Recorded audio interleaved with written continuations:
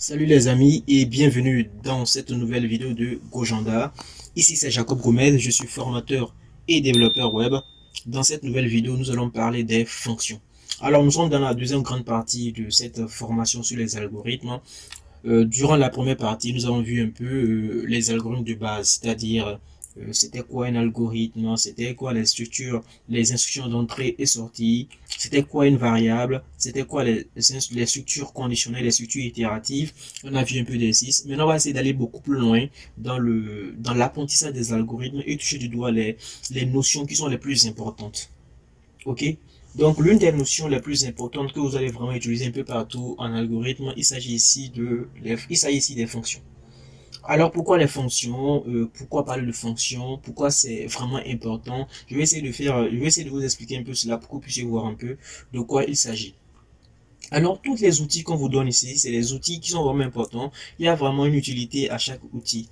Donc, le bon développeur, c'est quelqu'un qui doit savoir, en fait, quand utiliser tel outil, il doit avoir la lucidité, il doit avoir une certaine maîtrise de l'outil qu'il utilise pour savoir que, voilà, les boucles, quand je prends la boucle while, ça va me servir dans tel cas. La boucle pour, ça va me servir dans tel cas. Le si va me servir dans tel cas, le sinon va me servir dans tel cas. Donc, il doit savoir manipuler, en fait, les outils qu'il utilise. Donc, quel est le rapport avec les algorithmes? Quel est le rapport ici avec les fonctions? Alors, les fonctions, c'est tout simplement un semi-programme. Voilà, un petit programme. C'est pas un programme assez vaste, c'est un semi-programme qui va en fait ici permettre d'exécuter une action précise. Ok? On peut peut-être écrire, supposons que dans notre application, nous avons besoin de calculer l'aire d'un triangle 5 fois. Ok, donc on va, dans l'écriture de notre code, de façon linéaire, du haut en bas, on va pouvoir dupliquer le code qui calcule l'aire d'un triangle 3 fois. Donc le système de fonction ici, c'est un système qui va dire, ok, tiens, dans mon application, j'ai l'impression que ce bout de code, je le réutilise très très souvent. Ok, j'ai l'impression que j'ai besoin de toujours l'aire du triangle. Donc, au lieu de calculer à chaque fois l'aire du triangle avec des données peut-être différentes, je vais peut-être me créer une fonction, voilà, un système, un mécanisme, un petit programme, dans lequel je veux mettre toute la logique de ce que je veux, puis après l'appeler pour qu'il me donne le résultat au fait. C'est un peu comme c'est un peu comme un système où voilà, il reçoit les données à l'entrée. Voilà, je peux faire un paint, hein. Un paint.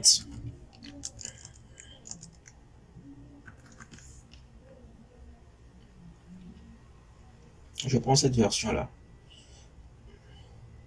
C'est un peu comme un système, hein. Voilà, il reçoit des data, des données. Oh là là, j'ai mal choisi. Bon, c'est pas grave. Il reçoit ici des données.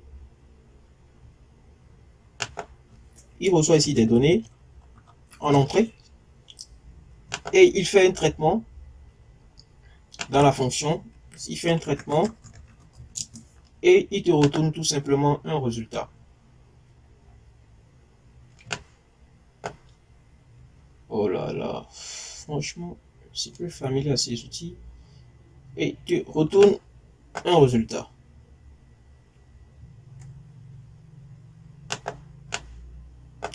Ouf, c'est choisi le test, non?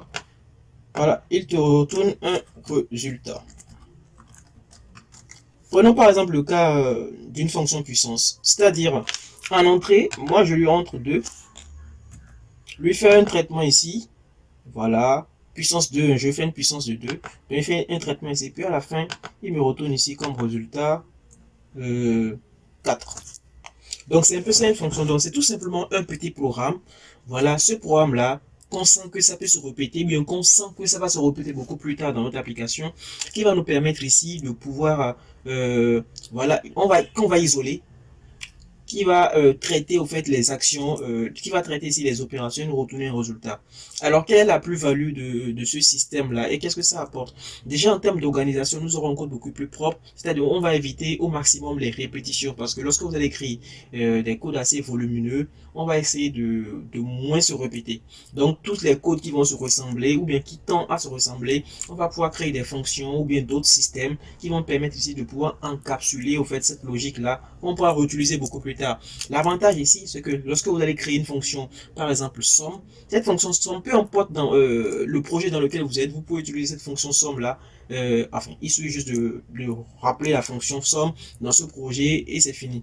Donc c'est l'avantage. Et l'autre avantage, c'est la modé. Vous allez, comment on dit le terme, c'est la modélisation. Voilà, la, la modularisation. Alors, franchement, le français, en fait, c'est que vous aurez un code beaucoup plus modulaire, au fait. C'est-à-dire, vous aurez un code beaucoup plus structuré, modulaire. Donc, vous aurez des fichiers, vous aurez à séparer les choses que vous allez appeler. Là, c'est beaucoup plus extrême. Mais dans cette formation, ce qui est plus important pour moi, c'est que vous puissiez comprendre la notion de fonction. C'est tout simplement un semi-programme, ou bien un sous-programme, ou bien un petit programme qui va vous permettre ici de pouvoir exécuter une tâche précise. Attention, une fonction n'exécute qu'une tâche précise. Donc, on crée une fonction pour une tâche précise. On crée une fonction pour quelque chose de façon précise. On ne crée pas une fonction pour résoudre plusieurs problèmes. Le code de base, le problème de base, il est volumineux. On dit par exemple d'écrire une équation de seconde degré, il est volumineux. Donc, on peut pouvoir créer une fonction ici qui va essayer de découper chaque partie. Peut-être une fonction qui va calculer le discriminant, une fonction qui va voilà, faire telle opération. Donc, c'est pour une tâche précise. Donc, on crée une fonction, c'est pour un élément précis, un seul élément précis. Et une fonction prend en entrée, voilà, des éléments, des données. C'est-à-dire, elle peut prendre des données ou ne pas prendre des données. Ok, une fonction peut prendre des données, ne pas prendre des données. L'expression, l'appellation en fait de ces éléments, on appelle ça des arguments ou bien des paramètres. Donc, lorsqu'une fonction prend des données, reçoit des données, on appelle ça des paramètres ou bien des arguments. Ok, donc lorsqu'une fonction reçoit les données, on appelle ça des paramètres ou des arguments. Et nous avons le corps de la fonction qui a pour vocation de résoudre un problème spécifique, je dis bien spécifique. Une fonction peut retourner un résultat. Ok, donc peut retourner un résultat comme le peut ne pas retourner de résultat. Donc il y a des fonctions qui retournent des résultats et des fonctions qui ne retournent pas de résultats. Donc tout dépend de comment cela va se faire. Maintenant, pour faire un peu plus technique, il y a ce qu'on appelle des fonctions et ce qu'on appelle des procédures. On ne va pas rentrer dans ce débat-là parce que là, c'est la même chose. Les fonctions comme les procédures dans les langages de programmation sont tous appelés fonctions. Tout simplement. Peut-être que dans d'autres langages, comme par exemple le JavaScript et tout, on va parler de méthodes. Voilà. Il y a plusieurs appellations des fonctions, mais le nom fonction reste le même et ça permet quand même d'englober tout ce que j'ai dit là. Alors sans plus tarder, on va rentrer dans le code. On va prendre un exercice, un cas très très simple et je vous montre un peu comment fonctionnent les fonctions. Je vous explique un peu la syntaxe en français, puis après on va écrire le code en JavaScript pour aller beaucoup plus vite et puis après on va conclure pour finir. Donc ici, hop, je suis toujours dans mon fichier. Donc je vais conserver ces éléments là parce que je vais pouvoir les transformer en fonction. Okay. Le code qu'on a écrit dans le chapitre précédent. Donc pour parler français, je vais mettre ici, voilà, une fonction. Une fonction, c'est un semi-programme ou un mini-programme qui va nous permettre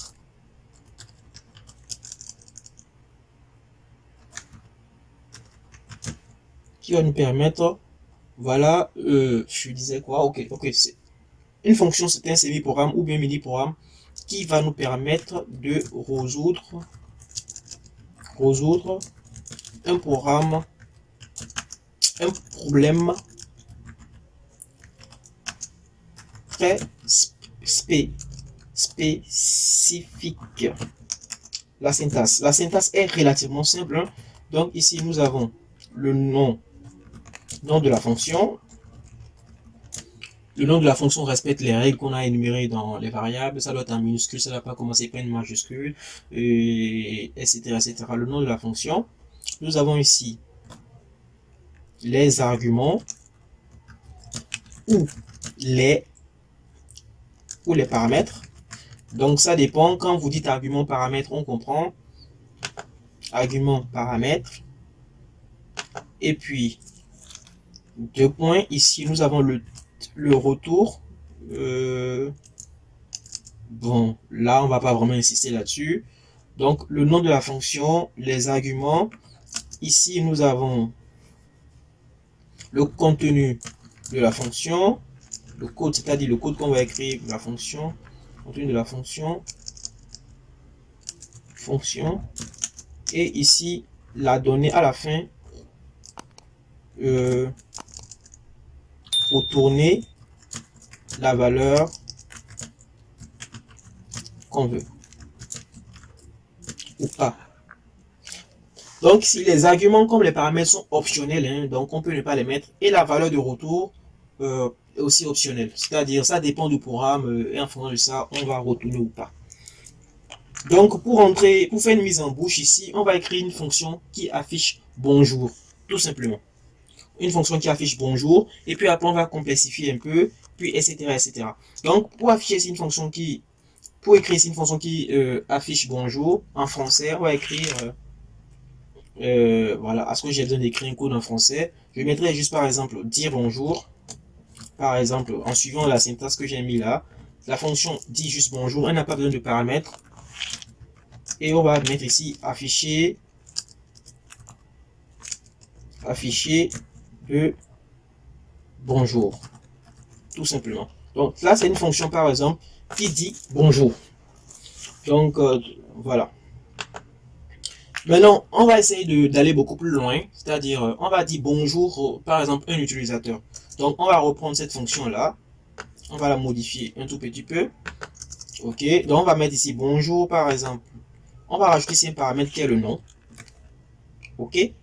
Maintenant, ça c'est, comme je dis, là c'est vraiment des algos. Je n'essaie pas vraiment d'être ponctuel sur la manière dont j'écris, c'est juste pour vous montrer la forme. Dans un langage de programmation, vous aurez vraiment la bonne signature qu'il faut. En JavaScript, à peu près c'est comme ça s'écrit. Jusque là, il y a le mot-clé fonction devant. En PHP, je pense aussi que c'est la même chose.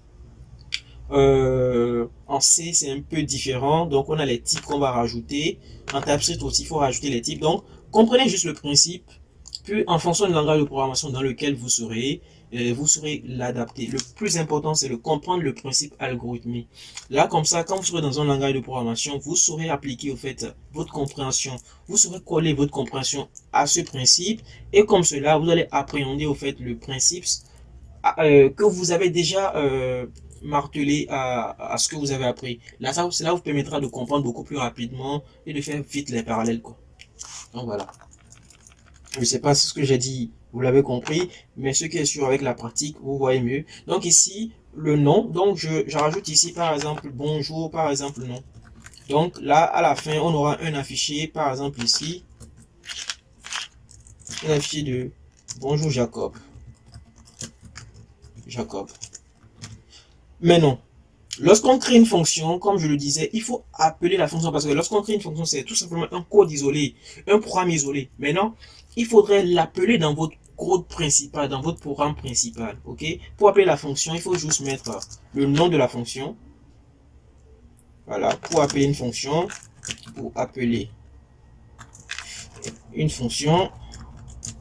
il faut mettre, il faut mettre ceci. Donc, non-fonction. Nom de la non-fonction. Et puis, on définit ici les différents arguments. Donc, s'il n'y a pas d'argument, on laisse la parenthèse vide. S'il y a d'argument, on met les éléments. Par exemple, ici, si on a appelé, par exemple, cette fonction-là, dit bonjour. Ok. Dit bonjour. Le nom ici, ça, en fait, c'est un paramètre. Donc, c'est une variable, c'est un truc générique. Et cette variable-là, elle est interne à cette fonction. C'est-à-dire, cette variable, à l'intérieur de cette fonction, elle n'est plus disponible. Mais on peut quand même créer des variables à l'intérieur, c'est-à-dire des variables à l'intérieur. Mais tous les variables que nous aurons créées à l'intérieur d'une fonction sont inhérents à cette fonction. Donc, du coup, les variables qui sont à l'extérieur, par exemple ici, les variables qui sont à l'extérieur sont accessibles dans la fonction, mais les variables qui sont dans la fonction ne sont pas accessibles au fait à l'extérieur. Donc, quand vous créez, faites une fonction, c'est tout simple, c'est vraiment un environnement isolé. C'est pourquoi j'ai parlé de sous-programme. C'est vraiment un environnement isolé dans lequel tout va se passer. Tout ce que vous faites dans votre programme principal, ce que vous avez l'habitude de faire dans votre programme principal, vous allez reprendre la même chose, mais jusque dans un environnement beaucoup plus isolé pour résoudre un problème de façon spécifique. Donc là, pour ici afficher dit bonjour, Donc ici, le nom, c'est un argument ou un paramètre. Moi, je vais tout simplement remplacer ça ici pour appeler la fonction par Jacob. Donc là, nous aurons bonjour Jacob. Donc si je ferais par exemple dis bonjour, de ici par exemple Joseph, je pourrais mettre des noms, par exemple Damien, dis bonjour, je pourrais dire bonjour à Johan, à Jean, etc. Donc l'avantage c'est que lorsque vous créez ici votre fonction, vous pouvez l'appeler à plusieurs fois, ok, et vous définissez des valeurs, enfin, plusieurs fois avec des paramètres que vous l'appelez avec des paramètres. Là, comme ça, au lieu de pouvoir à chaque fois écrire ce code-là, vous appelez juste la fonction dit bonjour et voilà, avec les paramètres qu'il faut, il vous retourne le bon résultat. Là, ici, notre fonction ne retourne pas de résultat, donc on peut l'appeler comme ceci. Si elle retournait un résultat, donc vous êtes d'accord avec moi que ce résultat sera en l'air. Ok, ce résultat sera en l'air. Donc il faudrait le stocker dans une variable, par exemple, on va mettre ici résultat. Donc, si elle retournait un résultat, il faudrait stocker le résultat de cette fonction dans une variable, par exemple, résultat ici, pour que voilà, nous ayons accès à cette valeur pour pouvoir l'exploiter plus tard dans notre programme. Donc, c'est vraiment intéressant ce système-là. Là, peut-être que vous ne voyez pas vraiment l'échelle, l'amplitude, mais lorsqu'on va prendre par exemple ces exemples, là, on va juste prendre un exemple ici pour, pour le discriminant, par exemple, ou bien l'équation de secondaire. Bon, on va prendre un cas beaucoup plus simple. Quand on va prendre le cas de parité, bah, on n'aura plus par exemple à écrire tout ce code là, on va juste utiliser le système et aller beaucoup plus vite. Déjà avant d'écrire ce code, j'aimerais tout simplement faire le test ici avec le cas de dire bonjour. Donc je vais le faire en JavaScript tout simplement. Donc ici j'écris ma fonction, voilà, dit bonjour. Cette fonction ne prend aucun, bon, elle prend un paramètre, ok, elle prend un paramètre pour faire la deuxième version en même temps, pour ne pas que la vidéo soit longue. Elle prend un paramètre et elle affiche tout simplement, elle prend un paramètre, donc elle prend un paramètre, non. Elle prend un, j'affiche dans la console du navigateur, bonjour, non, ok. Donc pour appeler la fonction, comme je l'ai dit, il faut juste mettre dit bonjour, ok. Et quand tu fais dit bonjour, tu appelles par exemple Jacob, Marion, je dis bonjour à Jacob, je dis bonjour à Marion, je dis bonjour à Marion, je dis bonjour à Marine, je dis bonjour à Joseph, hop, Joseph, je dis bonjour à qui je veux. Donc, lorsque je vais exécuter mon programme,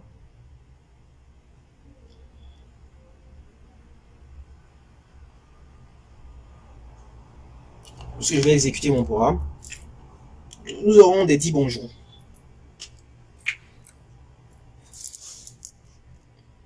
Hop, voilà. Forcément, j'avais déjà le code qui était là. C'est 77 de toute façon. Bravo, ok. Fous-moi la paix. Donc, je n'avais pas commenté le code.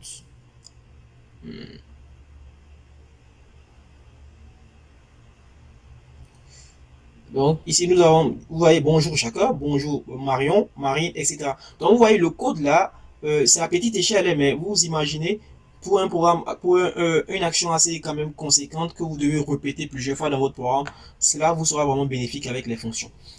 Donc nous allons prendre ici le cas de la parité, donc le cas de la parité et voilà.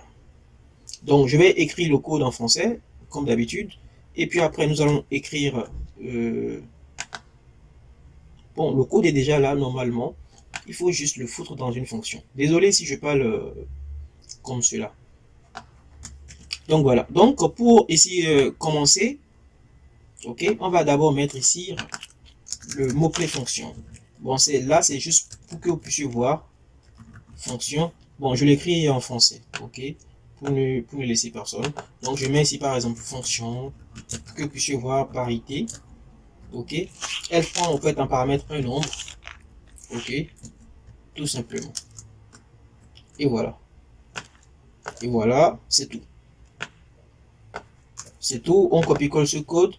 Donc ici, on va retourner ici, peut-être une chaîne de caractères.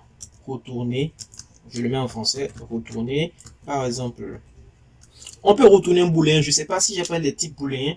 On peut retourner par exemple des valeurs booléennes, soit vrai, soit faux. Ok? Donc je peux retourner par exemple vrai. Pour dire que voilà, c'est bon. Et je peux retourner faux. Retourner faux. En retournant en fait des booléens, lorsque je vais recevoir la valeur, au fait, là, quand c'est vrai, quand c'est ça 0, bon, si on n'a pas vu les booléens, je mets 1 pour dire que c'est bon, 0 pour dire que c'est faux. Ok? Donc, lorsque je vais retourner 1, je saurai ce que c'est vrai, ou bien 0, je saurai que c'est faux. Tout simplement. Ou on peut mettre ça par des vrais ou faux. C'est beaucoup plus parlant. Vrai ou faux, des booléens. Ou on peut carrément retourner une chaîne de caractères, c'est pair, c'est impair. Donc, à chacun de voir comment on va écrire sa fonction. Donc, pour faire le test ici, moi je mets ici fonction, parité. Est-ce que j'ai le code JavaScript que je l'avais écrit plus haut? Je pense que je l'avais écrit quelque part. Tac, tac, tac, tac, tac, tac. Parité de solution. Ouais, effectivement, c'était même le code JavaScript que j'avais mis là. C'était pas le code algorithmique. Oh là là là là. Donc ici, vous devez tout simplement remplacer par des si, hein. Si, sinon, je n'avais pas du tout fait attention. Et hop, tac tac. Donc ici parité, il prend ici un nombre. Et ici, je colle tout ce code. Voilà. Donc ici, je retourne vrai. Je retourne ici un true. Et je retourne ici un false. Je retourne ici un false. Donc il y a ce qu'on appelle l'indentation. Donc lorsque vous écrivez votre code, assurez-vous quand même que le code soit bien écrit visuellement, que tout soit pas collé, des trucs comme ça, qu'on puisse s'y retrouver. Parce que lorsque vous serez à 1000 lignes de code, les amis, on va pas vraiment s'en sortir dans la lecture du code. Ok? Donc là, j'appelle. Je pense que voilà. Maintenant, pour appeler ma fonction, je mets juste parité et je envoie la valeur de 2 par exemple. Et je fais ici un const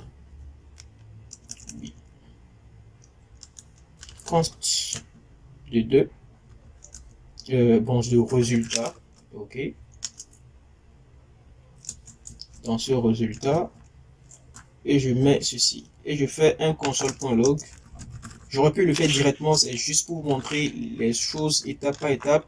Je mets ici le résultat. Bon, je vais quand même commenter tout ça parce que pour ne pas être dérangé par le code.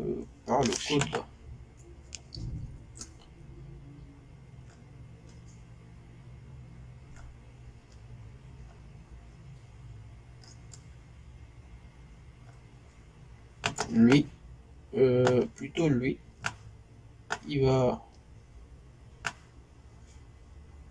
hop, comme ceci, voilà.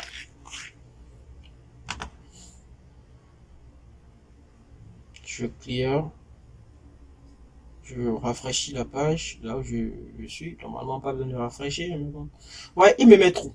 Ok, il me dit que c'est bon. Donc moi je peux écrire un code pour dire que quand si c'est trop, affiche que c'est pair. Si c'est pas trop, bon, on ne va pas faire ça ici. 3 par exemple.